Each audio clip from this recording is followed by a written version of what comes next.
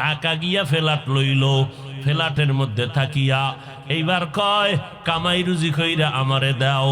স্বামী কামাই রুজি করে দেয়, স্ত্রী টাকা নিয়ে অন্য অন্য পার্কে দৌড়ায়।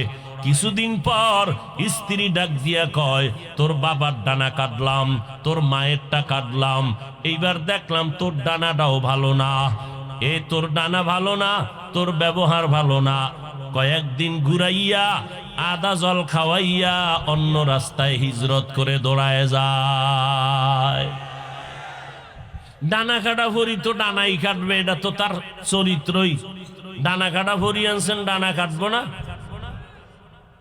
গাধার মতো স্বামী কাজ করে, কষ্ট করে করে করে করে স্বামী এত কামাই করে কেন? নিজে খাওয়ার জন্য না। কোন স্বামী রাত নাই দিন নাই কষ্ট করে কামাই রুজি নিজে খাওয়ার জন্য কোন স্বামী করে না।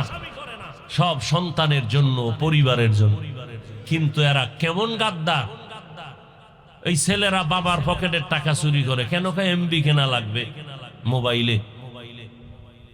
বাবার টাকা চুরি করে, মায়েরটা করে। ভালো করে শুনো, বাবা যদি কোটি টাকা কামাই করে আর ওই বাবার পকেট থেকে টাকা সরায় নাও, জীবনে ওই কামাই রুজির মধ্যে বরকত হবে না।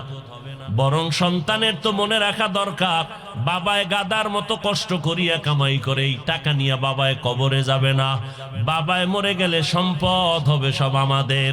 স্বামী স্ত্রী যদি চিন্তা করে স্বামীর সম্পদ আমি স্ত্রীর, আমার স্বামীর না, মরে গেলে সব আমার, তাহলে ওই স্ত্রী কোনোদিন স্বামীর টাকা অন্যায়ভাবে খরচ করতে পারতো না।